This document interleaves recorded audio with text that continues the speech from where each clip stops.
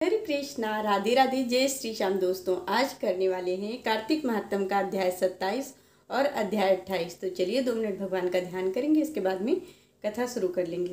बोलो कृष्ण कन्हैया लाल की जय, गोविंद भगवान की जय।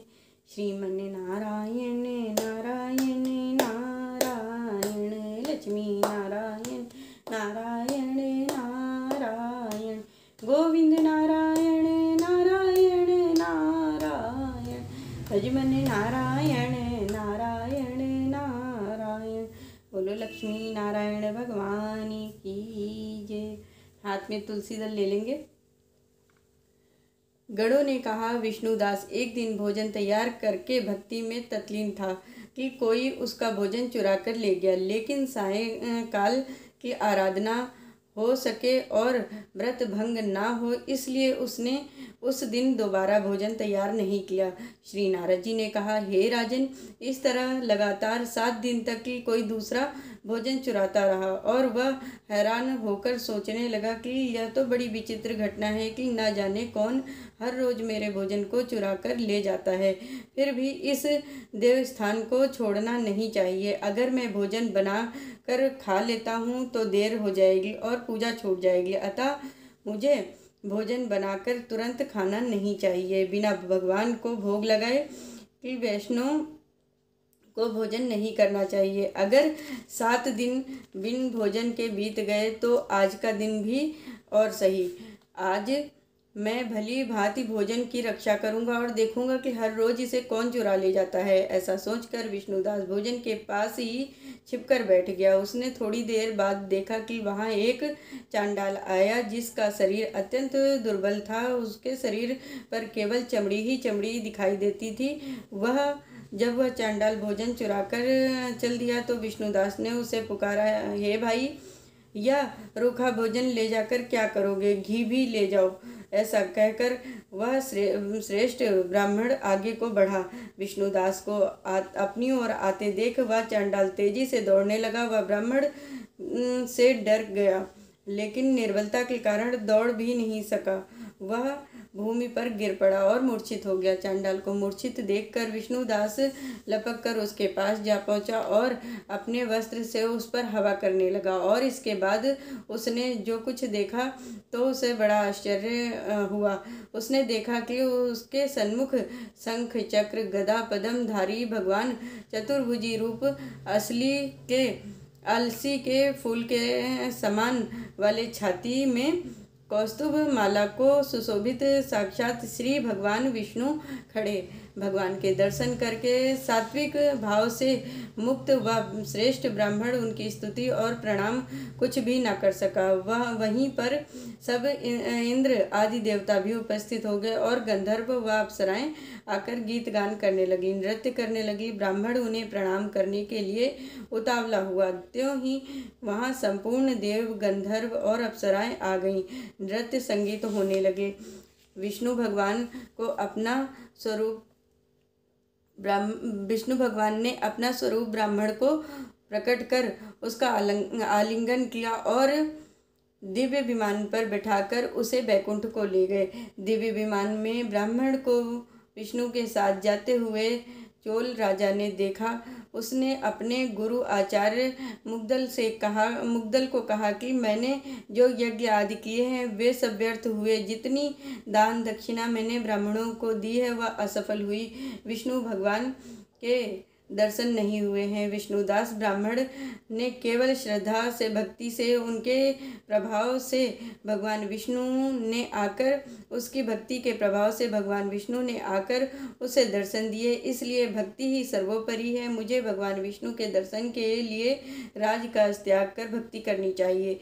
राजा के कोई पुत्र न होने के कारण उसने भांजे को राजगद्दी पर बिठा दिया। राजगद्दी का अधिकार अपने भांजे को दे दिया और भगवान विष्णु की भक्ति करने लगा। कुछ काल तक भक्ति करने के बाद भी भगवान विष्णु ने दर्शन नहीं दिए तो वह अग्नि कुंड में कूद पड़ा। अग्नि में प्रकट होकर भगवान विष्णु ने राजा को गोद में बिठा लिया और कहा, मैं तेरे त्याग और भक्ति से बहुत प्रसन्न हूँ। उसका आलिंगन करके उसको दिव्य विमान में अपने साथ बैठाकर बैकुंठ लोक में ले गए। भगवान विष्णु ने अपने समान रूप वाले ब्राह्मण को पुण्यशील और राजा चोल को सुशील नाम देकर दोनों को अपना द्वारपाल बना लिया। अध्याय 28। धर्मदत्त ने कहा, हे देवगण, जय और विजय ने अपने पूर्व जन्मों में ऐसा कौन सा पुण्य किया था जिससे भगवान विष्णु का रूप धारण करके वह उनके द्वारपाल हुए। गणों ने कहा, प्राचीन काल में तृणबिंदु की पुत्री देवहूति से करदर्भ ऋषि द्वारा केवल देखने मात्र से ही 2 सुंदर बालक उत्पन्न हुए। उनमें से बड़े का नाम जय और छोटे का नाम अजय रखा। बाद में देवहूति के गर्भ से कपिल देव भी हुए। जय और अजय दोनों ही भगवान विष्णु के बड़े भक्त और धर्मात्मा थे। दोनों ही नित्य प्रति अष्टाक्षर मंत्र का जाप करते थे और भगवान विष्णु का व्रत किया करते थे। भगवान भी इन दोनों भाइयों के पर अत्यंत प्रसन्न थे और नित्य पूजा के समय इनको दर्शन दिया करते थे। एक समय राजा के निमंत्रण पर देव ऋषि नारद गणों सहित राजा के यज्ञ में पधारे। उस यज्ञ में जय ने ब्रह्मा और अजय ने पुरोहित बनकर यज्ञ को संपूर्ण करवाया। यज्ञ की विधि पूर्वक समाप्ति हुई। मरुत राजा ने जय और विजय को बहुत सा धन दिया। वह दक्षिणा लेकर दोनों भाई अपने आश्रम को वापिस आए। धन का बंटवारा करते समय भाइयों का आपस में झगड़ा हो गया। जय ने अजय से कहा कि धन को बराबर बराबर भागों में होना चाहिए। अजय ने कहा, नहीं, जितना धन जिसको मिला है उतना ही उसका है। तब जय ने क्रोध में भरकर अजय को श्राप दिया, तू धन लेकर नहीं देना चाहता है, इसलिए तुम ग्राह हो जाओ। अजय ने उस जय का श्राप स्वीकार कर लिया और जय को श्राप दिया कि तू भी अभिमानी है, इसलिए तू भी हाथी हो जा। और जब नियम पूर्वक दोनों की पूजा के समय भगवान उनको दर्शन देने के लिए आए तो दोनों ने भगवान से श्राप मोचन का उपाय पूछा। दोनों ने प्रभु से कहा, हे देव, हम दोनों आपके भक्त हैं, मगर हाथी की योनि से कैसे छूटेंगे? हे कृपा सागर, श्राप से हमारा उद्धार कीजिए। भगवान विष्णु ने कहा, मेरे भक्तों की वाणी भी कभी असत्य नहीं होती है। यमराज भी इसको अन्यथा नहीं कर सकते हैं। पूर्व काल में मुझे भक्त राज प्रहलाद के कहने पर स्तंभ से प्रकट होना पड़ा था और राजा अम्बरीश के कहने पर 10 अवतार लेने पड़े थे। अतः तुम दोनों अपने श्रापों को भोग कर फिर मेरे लोक को प्राप्त हो जाओगे। इतना कहकर भगवान विष्णु अंतर्ध्यान हो गए। गणों ने कहा, तब वह दोनों गंडकी नदी के किनारे मगर और हाथी हुए। जाति स्मरण रहने के कारण इस योनि में भी वह भगवान विष्णु का व्रत नियम पूर्वक किया करते थे। एक दिन कार्तिक की पूर्णमासी को वह हाथी स्नान के लिए गंडकी नदी में गया। तब पिछले जन्म का श्राप स्मरण करके मगर ने हाथी पकड़ लिया। मगर के पकड़े हुए हाथी ने भी भगवान विष्णु का स्मरण किया। फिर क्या था, तुरंत ही शंख चक्र गदा पद्मधारी भगवान ने अपने सुदर्शन द्वारा उन दोनों मगर और हाथी का उद्धार किया और उन दोनों को अपने जैसा रूप देकर भगवान उन्हें बैकुंठ को ले गए। उसी दिन से उस स्थान का नाम हरि क्षेत्र प्रसिद्ध हुआ।